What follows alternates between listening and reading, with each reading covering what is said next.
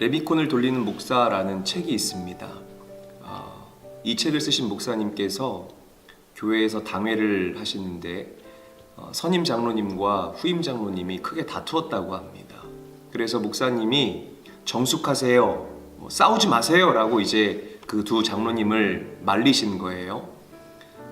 그러면 이 목사님이 기대하시기는 목사님, 저희가 너무 경솔했습니다, 잘못했습니다, 회의를 계속 하시지요, 이런 반응을 원했는데, 아니 목사님, 알지도 못하면서 왜 저한테만 그러십니까? 라고 이 젊은 장로님, 후임 장로님께서 목사님에게 반항을 냈습니다.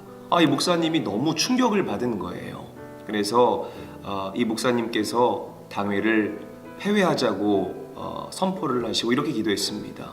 하나님, 오늘 당회가 아주 엉터리입니다. 예수님의 이름으로 기도합니다. 아멘. 그렇게 기도를 하시고 이 목사님이 너무 상심이 돼서만 목사님 얼굴에 웃음이 사라졌습니다. 그렇게 2주가 흘렀습니다. 선임 장로님께서 손에 이만한 선물을 사가지고요, 이제 담임 목사님을 찾아갔습니다. 목사님, 이것을 한번 좀 펴서 보시지요. 이게 뭡니까?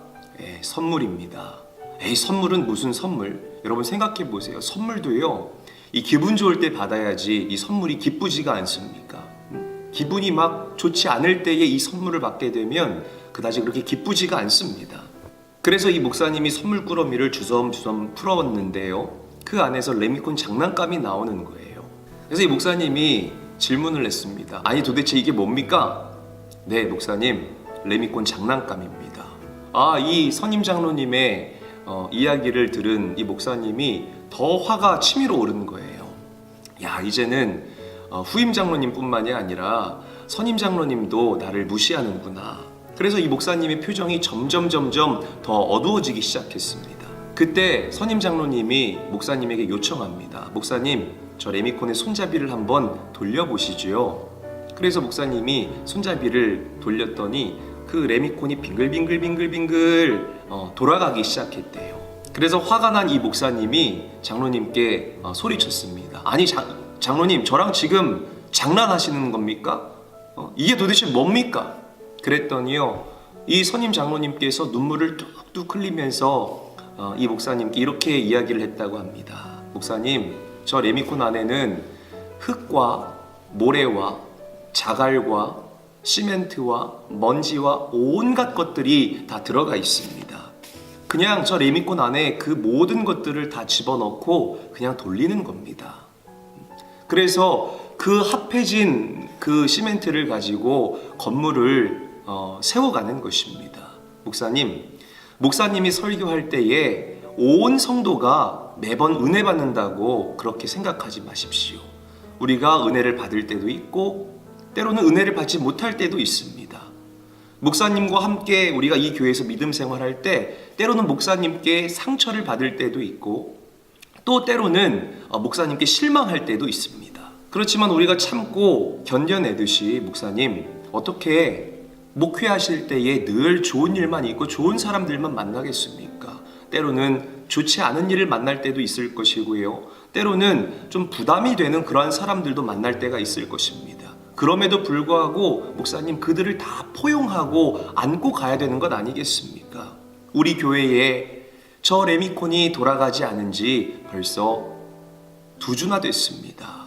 목사님, 저 레미콘을 돌리실 분은 목사님밖에 없습니다. 목사님, 저 레미콘을 돌리십시오.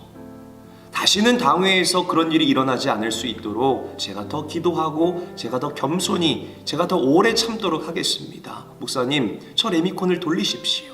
그 말을 듣는데 너무 자신의 모습이 부끄럽게 여겨지더랍니다. 그때 성령께서 이 목사님께 감동을 주시는데, 사랑하는 내 아들아, 너가 이 교회의 축복의 통로가 되어라. 레미콘을 돌려라. 너로 인하여서 이 교회가 연합과 일치를 이루는 그런 놀라운 역사가 일어났으면 좋겠구나. 이 성령께서 강하게 이 목사님의 마음을 울리신 거예요. 그래서 이 목사님과 장로님이 부둥켜 안고 눈물을 흘렸다고 합니다. 여러분, 이처럼 교회 안에는요, 잘난 사람도 있고 못난 사람도 있습니다. 가난한 사람도 있고 부자인 사람들도 있습니다. 그러나 우리가 어떠한 모습이든지 간에 우리는 하나님의 은혜로 하나 되는 그런 아름답고 복된 행복한 공동체가 되어야 할 줄로 믿습니다. 혹시 신앙생활을 하시다가 힘들고 지쳐서 쓰러진 사람들을 만나게 됐을 때에 그들에게 내가 받은 그 하나님의 은혜를 나눠줄 수 있는 그런 지혜로운 인천제일교회 성도들이 되시기를 축복합니다.